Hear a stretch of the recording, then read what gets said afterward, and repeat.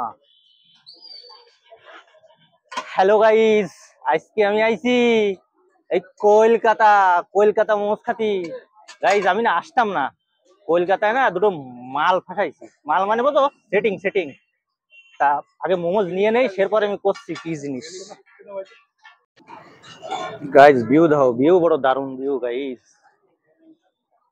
এবারে খচা খচ ভরা গাইস পুরো।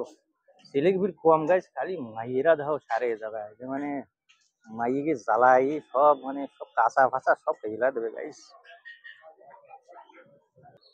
গাইস এই দেখো মোমো, এই খাওয়ার জ্বালায় গাইস, এই খাওয়ার জ্বালায় মাইসিলিকে ভিড় লেগে থাকে গাইস।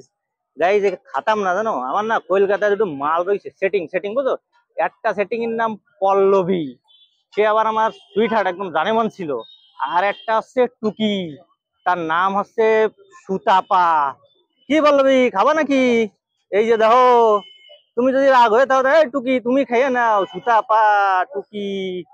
গাইস কি আর কব, একটু খাইয়ে দেখি কিরাম লাগে, কাঁচা মতন তো দেখাচ্ছে। গাইস আমার যে দুটো সেটিং না, সেই সেটিং এর অ্যাড্রেস করে দিচ্ছি গাইস। বর্ধমানের নামে সিধা বরশুল চলে যাবা, বরশুল ক্লিক কর, আমার দুই সেটিং মিলে যাবে। যাইয়ে বৌদি কইয়ে গাইস একদম গলা জড়ায় ধরে চুমা দেবা, দেখো একেবারে মানে গলিয়ে পড়বে না। তা পল্লবী তুমি যদি খাও তা খাই নাও, তা তোমার যদি না খাতে ইচ্ছা করে তাহলে সুতাপা টুকি খাই নাও। গাইস সেটিং দুটোটা এক নম্বর, কিন্তু তোমরা গিলিপ পর তোমাকে মাছ কেটে খাওয়াবে। কি জানি গাইস, কাঁচা মাংসের মতো লাগতেছে, বুঝতে পারতেছি না কিরাম টেস্ট, মানুষ খায় কি করে।